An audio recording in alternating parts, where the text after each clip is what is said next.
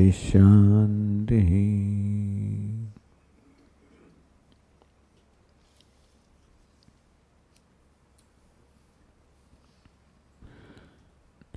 The evening session is meant for Satsang question answers. So maybe we can begin this evening also with questions if you have.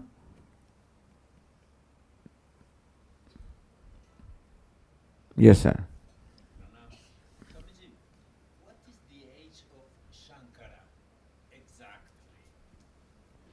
You mean the question is, what is the age of Shankara? Meaning, what was the time period of Shankaracharya?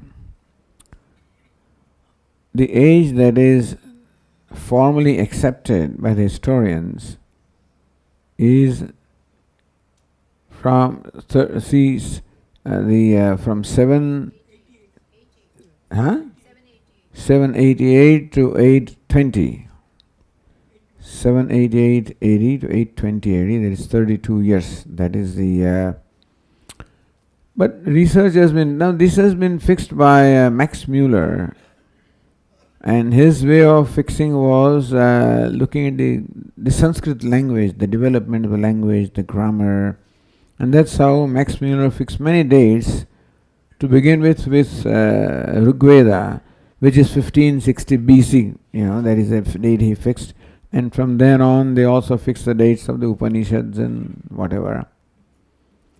But later on, Max Muller himself seems to have accepted in his later work that the Upanishads, the Rigveda, would be as ancient as maybe 3000 BC.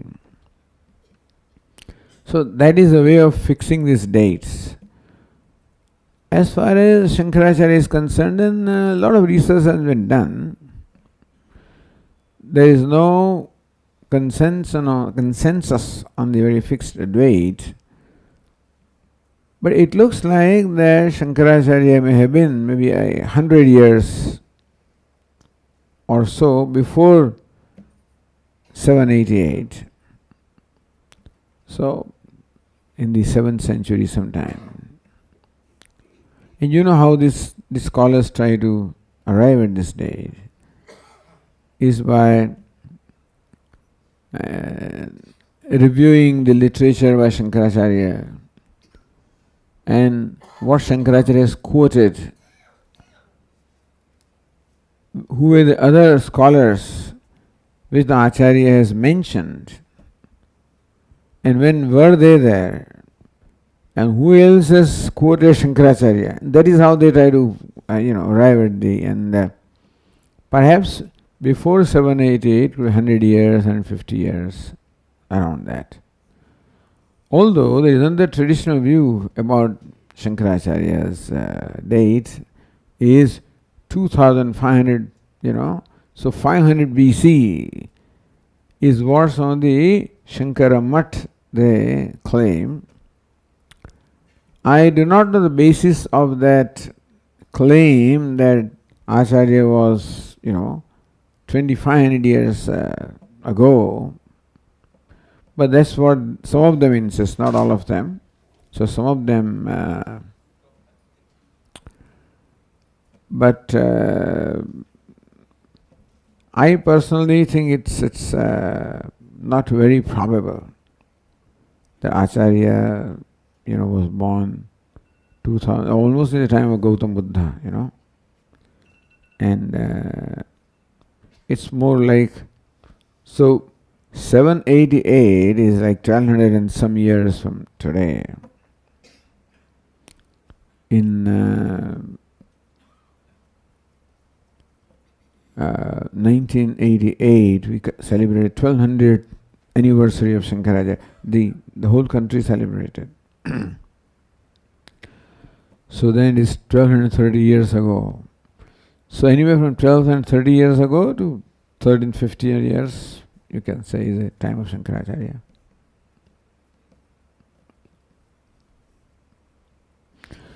If you wanted to, you may have already read perhaps from the way you are responding. But otherwise, Swami Tapasyananda of Ramakrishna Mutt those who published the translation on the Shankar Digvijaya, that translation is done by Swami Tapasyananda. And in the preface, he has given a very scholarly, exposition about the time of Shankaracharya. If you have not seen it, you might want to see that.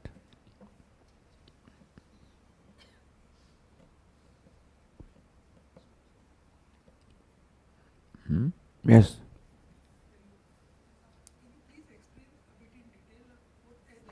From tomorrow, we'll need to have there is a cordless microphone also. Yeah.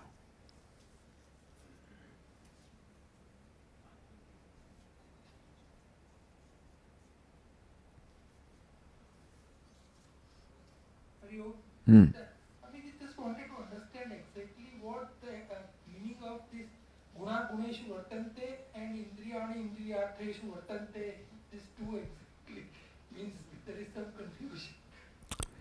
So he is asking question about the Bhagavad Gita. He quoted parts of verses. One was quoted from the 3rd chapter of the Gita. So there Lord Krishna explains the anatomy of how action takes place. So Lord Krishna says that action is carried out in all ways, in every way, in all aspects, by what is called Prakriti or matter. So accepting two principles, the spirit and matter, the self and non-self, the conscious and unconscious. So Lord Krishna says that all the actions are performed at the level of Prakriti, at the level of matter. Or in our own self we can say that we are a union of the person and the personality. Where the body, mind, sense complex can be called the personality, the self can be called person. So who performs actions? Lord Krishna says all actions are performed by the personality, which is the product of the 5 elements which are inert or insentient. So this body, mind, sense complex is essentially insentient on its own, and it gains sentiency because of the presence of the consciousness, which is the self. So normally everybody thinks that I perform the actions, meaning that the self performs the actions. So this is a notion that essentially everybody carries, and that is called the ignorance. Lord Krishna says, Ubhauto na vijane, they both of them do not know. The one who thinks that I perform the action, the other one who thinks that I am the object of somebody's action. Both of them do not know, because the self neither performs action nor can be affected by somebody's action. There is no kartrutva, there is no doership. So self doesn't perform action. There is no bhoktrutva, no experiencership, meaning that he is not affected by the action of someone else, ever free. If the self then does not perform the action, who performs the actions? Who is talking right now? Who is listening right now? Lord Krishna says, Prakriti, the matter or the personality, is a level where all actions take place. So, really speaking, technically, the action of speaking takes place at the level of the organ of speech. The action of hearing, if you may say, takes place at the level of the organ of hearing. So organs are called indriyani. We have the 5 organs of perception and the 5 organs of action. And really, all the actions take place at that level. So Lord Krishna says that the Prakriti, because for action to take place, you need change. Whatever it is that performs action must change. Because action always involves change, involves movement. But self is changeless, immovable. Nitya sarvasthanahu is immobile. And therefore, self does not have what it takes to perform the action. Whereas the matter is always changing, and so it has the motion, it is a change, and therefore all actions take place at the level of matter or the body, sense, mind complex or the personality. Then Lord Krishna says, Ahankara vimudhatma kartahamiti manyate. However, the one who identifies with this personality, one who identifies with the body, sense organs, mind, he thinks I, meaning self, performs action. So notion that self performs action arises on account of identification with the matter or the personality. So Lord Krishna wants to teach us the distinction between the self and the non-self, and in different places it is done in different ways, but here it is done in the context of action. Because action is a very important thing for Arjuna. In fact, action is also the cause of his grief. Not action as such, but his notion that I will be the killer of all these people. They will be killed by me and I will be their killer. That idea that I will be their killer made him so guilty and made him so sad, so sad that I will be a great sinner by doing this. So in that context, Lord Krishna wants to say, who performs the action? Does Arjuna perform the action? Arjuna means anybody, any self. Because the question of guilt that I am doing something wrong arises provided I am doing something in any, first thing, the first place. If I am doing something, then the question of doing something right or wrong arises. Well, I does not do anything. In presence of I, this non-I, the Prakruti, the matter, performs all actions. So, describing the vision of the wise person, Lord Krishna says, so ignorant person says, I perform the action because of the identification with this body, mind, sense complex. Tattvavittu mahabaho gunakarma vibhagayoho. Then Lord Krishna, Tattvavit, the one who is the knower of the truth, meaning one who has the knowledge of the essential nature of the self, knows that gunas. So another way of describing Prakruti is that Prakruti of the matter is made up of three gunas or three qualities, Sattva, Rajas and Tamas. So from Sattva is created the organs of perception and the mind. From Rajas are created the organs of action and prana. From Tamas, this gross body. So either you call it Prakruti, or you call it personality, or you call it non-self, or you call it a complex of the three gunas. So either you can say Prakriti performs all the actions, or gunas perform all the actions, the same thing. Gunas means Sattva, Rajas, Tamas. So then that's a wise person says, one who knows the nature of the gunas or Prakriti and nature of self, he says, what is action? Gunaha guneshu vartante. Gunaha, this body, mind, sense complex, which is the product of gunas or the Sattva, Rajas, Tamas or the Prakriti or the matter, interacts with other gunas. So the objects with which, for example, my organs of action must interact with something. My hands, the nature of hands is grasp something. So they grasp an object. This object also is made of gunas, tamas. My speech also produces sound, also guna, rajas. So like that, the organs interact with their corresponding objects. That's called action. Gunaha guneshu vartante. So wise person knows, I do not do anything. Who does things? in my presence, these gunas, this lump of gunas, which is what we call the body-mind complex, interacts with the other gunas, which we call the objects. So either you can say Prakriti performs all the actions, other way of describing is that the gunas interact with the gunas, that's called action. In the 5th chapter, the same thing is described slightly differently. Indriyani indriyartheshu vartante. Indriyani, sense organs. Indriyartha, sense object. Vartante, interact. You can say action can be the interaction of the sense organs with sense objects. Same thing.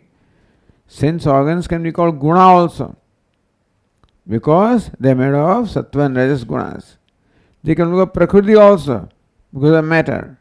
Indriyani also, because they are sense organs, organs of perception, organs of action. So in fact, the whole idea is the self or Atma does not perform action, it is actionless. The self is actionless, and therefore not in any way affected by the action. Action can be good, action can be bad. However, since the self is untouched by action, is also untouched by good and bad, and therefore ever free. Therefore, to become free is just to know that I am ever free. So even when I think that I am performing actions, understand that I am actionless. Even when I think that I am performing actions, I am actionless. And therefore, it is just to know that I am actionless. And that's what Lord Krishna teaches in other places in the Gita also. Karmanya karmayah paschet. One who sees actionless when the action is being performed, etc.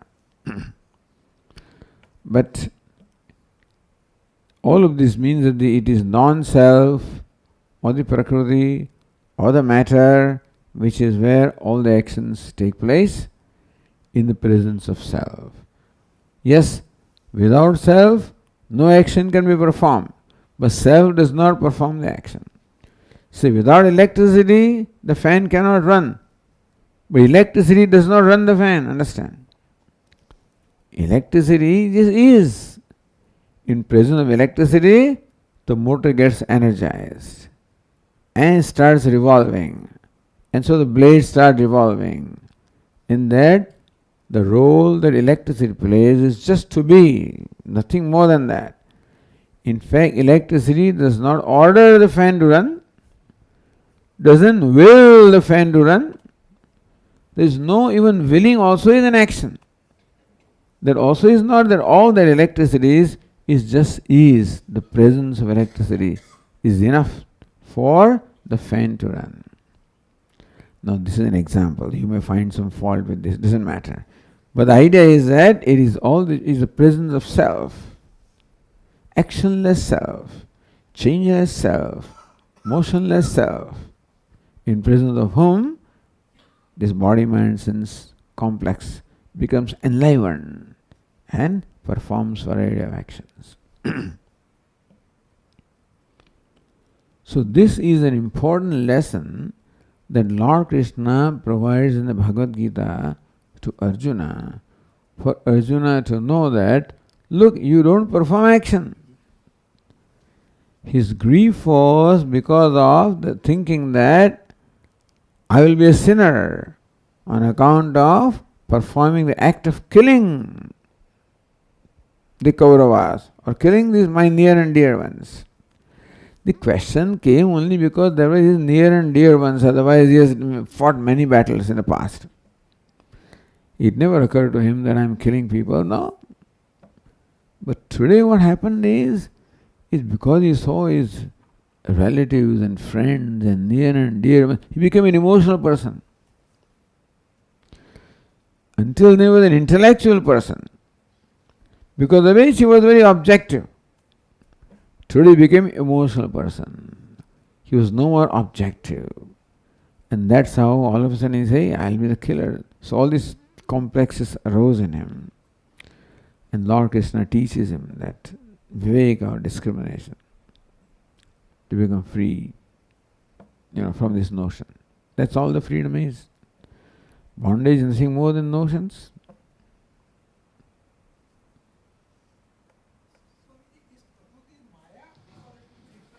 Prakriti also is called Maya. At least Vedantins call it so. See, Prakriti is a word that is coined by the Sankhyas. Prakriti is prakarshena kruti yogyatvat, so that which is competent to perform action, to create. So the Sankhya's explain that in the state of dissolution, these three gunas, sattva, rajas, tamas, three gunas are in balance. So when the gunas are in balance, there is no activity at all. That state is called pradhanam. The state where all the gunas are in balance is called pradhanam. When there is no activity because all gunas are in balance. And then the beginning of creation, either you can say Ishvara decides that let there be creation, or the karma is ready to fructify. Meaning that there is some triggering factor which disturbs its balance. Like on a billiard table, all those billiard balls are very well stacked up, no movement. We touch a little bit and then all the balls starts rolling, the movement starts. So similarly also the creation begins when there is a disturbance in that balance. That state is called Prakriti. So Pradhanam is a state when there is balance of all the gunas, and Prakriti is when it is ready to create. Now, the Sankhya say that the Prakriti is real, matter is real as the consciousness. Whereas Vedantins say that matter is not real, it is unreal, it is mithya. And therefore, mithya is the creation of Maya. So therefore, the Vedantins equate Prakriti with Maya. Vedanta does not accept an independent principle called Prakriti. Maya is that which is always dependent upon the self. Brahmashraya, Maya asti. Maya is always ashraya, is always has a locus or dependent upon Brahman, upon consciousness. So, for Vedantins, Prakriti is Maya, not for everybody.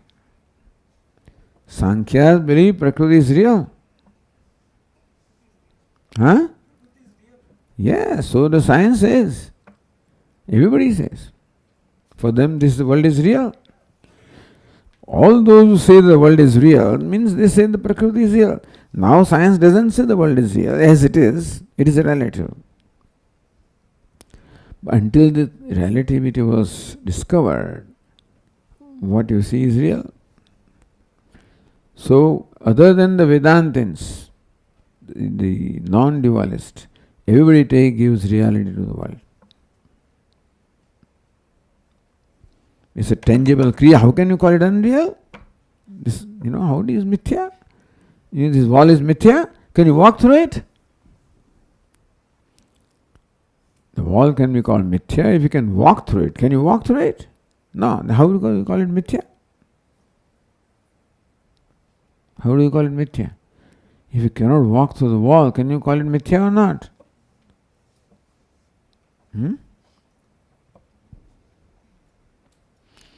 Should you not be able to walk? Should you not be able to walk through the wall if the wall were mithya? You cannot. So wall is real. Is it not so?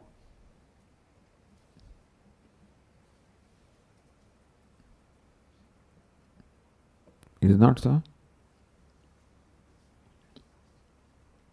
Swamiji, body is also mithya. If the body is mithya, then, I should be able to melt away.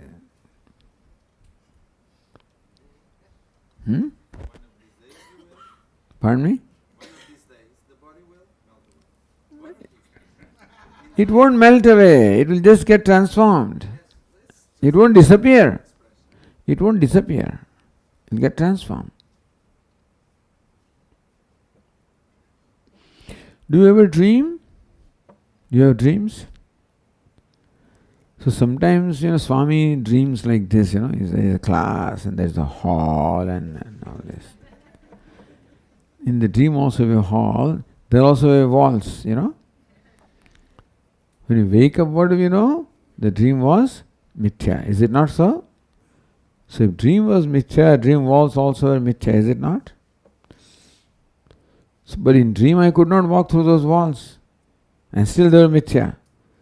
Meaning that whether you can walk through is not the criterion for determining mithya. What I am saying is, people think that is, mithya means you should be able to walk through it. So it depends on their understanding of what mithya is. They think mithya means should not be there. Or people have different ideas of what mithya is. Mithya means unreal, meaning something that can be negated.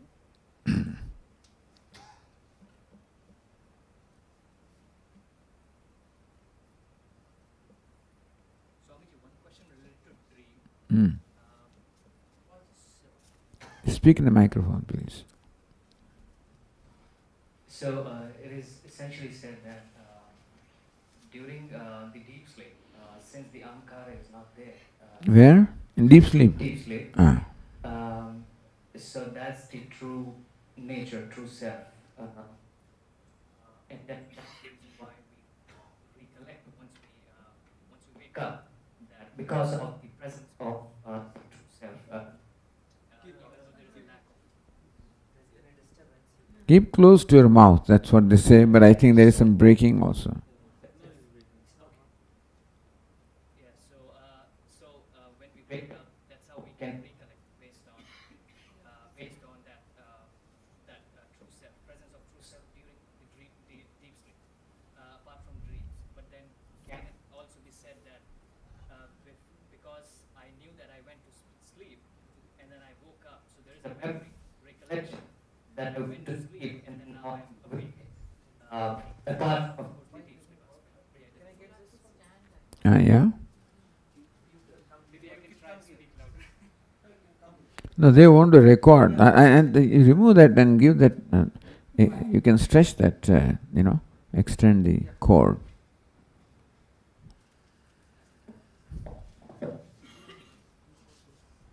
So the question is, Mm-hmm.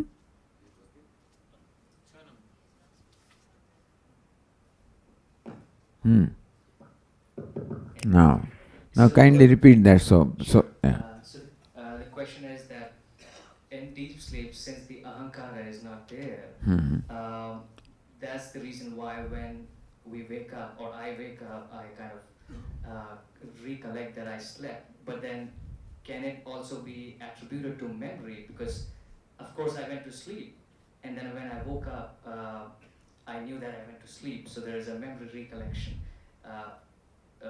not just the presence of the avyakta or true self during the deep sleep or in spite of it. So first of all, to say that in a deep sleep state there is true self, because there is no ahankara. There is true self in all the states. Waking, dream and deep sleep. Yes, in waking and dream ahankara is there, ego is there. Deep sleep it is not there. Other than that, but ahankara is not true self anyway. Whether it is there or not there. So it is not that there is true self in deep sleep state. The example of deep sleep state is given because it is close to a true nature, not the true nature. There is the cover of darkness of ignorance. And the reason why you recall in the morning, as you say, it is memory. Memory presupposes an experience and experiencer, meaning that in deep sleep state also there is some kind of subtle experience is there which you recollect in the morning. But that recollection doesn't establish that it is real, real self is there. Real self is. So all these states are the states of ego. The waker also is ego, the dreamer also is ego, and he goes to sleep and again wakes up. All the three states belong to ego, and they're all illumined by the self, who is unaffected by those states. Like a lamp, like the sun illumines the universe without being affected by that, and illumines all the changes taking place here, so also the self illumines. But then an analysis of deep sleep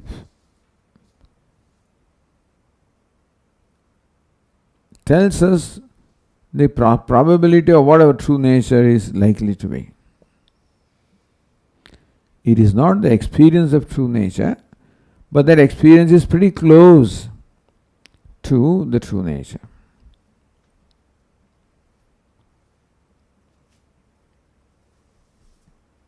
Swamiji, going back to the question of mithya, just a simple. The mithya. Hello. Yeah. The mithya, isn't it the one which is dependent on something?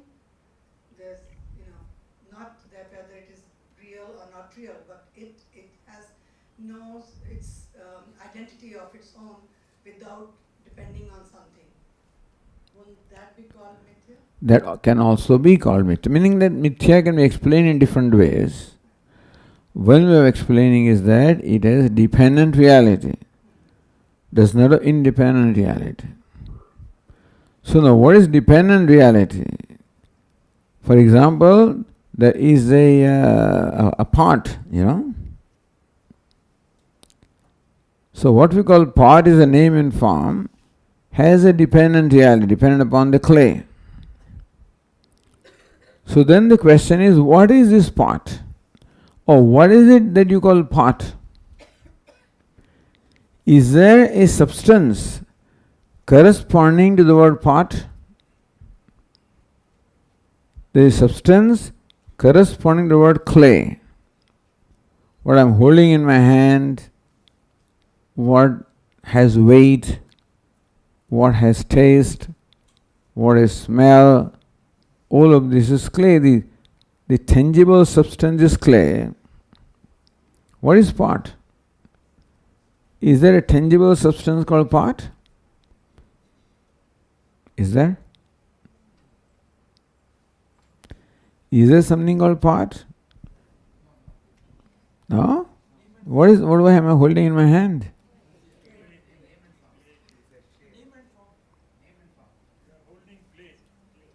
Wow.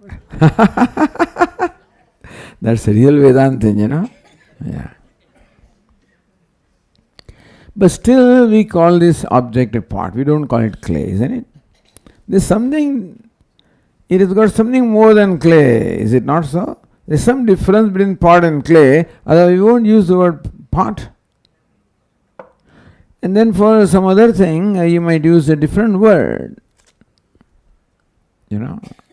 A lamp. So why do we use different words? The name and form is different. So now the name and form is completely dependent upon clay, right? So therefore, by your definition, what has dependent reality is mithya. Now when we examine what is this name and form, there is no substantiality there. Substance is only clay. And take away the clay from this object, no name and form remains, isn't it so? So pot remains but does not remain when clay is taken away. So if there is no pot when the clay is taken away, then is there a pot when the clay is not taken away? If you remove from this object pot minus clay is zero. If pot minus clay is zero, then pot plus clay also must be zero, is it not so? Pot plus clay also is clay. Clay plus pot is also clay. Clay minus pot also is clay. And therefore, pot is more an appearance, a notion which has no substantiality, and therefore it is no reality. You can call it doesn't have reality, doesn't have substantiality, dependent reality, mithya, appearance, unreal. So different words are used to explain the same thing from different contexts. You can call it unreal as long as you explain the word that you are using.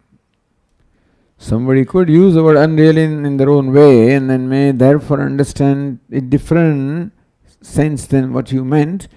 So whenever you use any technical word, you explain it. So mithya should be explained. Otherwise you would think that the wall is real. Had it been mithya, we should have walked through it. So that is the notion that we have about what mithya is. So what mithya is that which appears to be there. The definition of mithya is given is that which is not really there but which appears to be there. Like an elephant in a dream, which is not really there. So how about the wall? Is it really there? Is an appearance. Depends on who you ask. If you ask Einstein, he will say, what wall? It looks like a wall depending on how you look at it, at what speed the observer is. The speed of the observer, if you are in a some kind of a rocket, space ship, which can take off and then keep on increasing the speed, and then as you keep on looking at the wall, it starts melting. The solidity of the wall slowly goes and the shapes become, and the speed of that space jet reaches light, there will be no wall. So whether there is a substance called wall or not is a relative point. From a given standpoint, it looks like a substantial thing. From another standpoint, there is no substance in that. And therefore, even when it looks tangible, there is no tangibility. What it is nothing but energy, is it not so? Energy is no tangibility. And what energy is consciousness. So consciousness appears as wall, appears as part, appears as stable. What is it? Just consciousness appearing in these different names and forms. So the appearance of consciousness. Appearance is called mithya.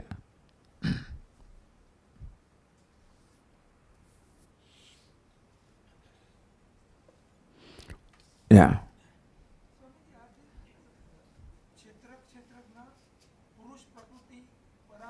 Oh, so we'll reserve it for tomorrow. Now we are now going to have 10 days, So every evening after dinner we'll have question answers. We will invite you to write your questions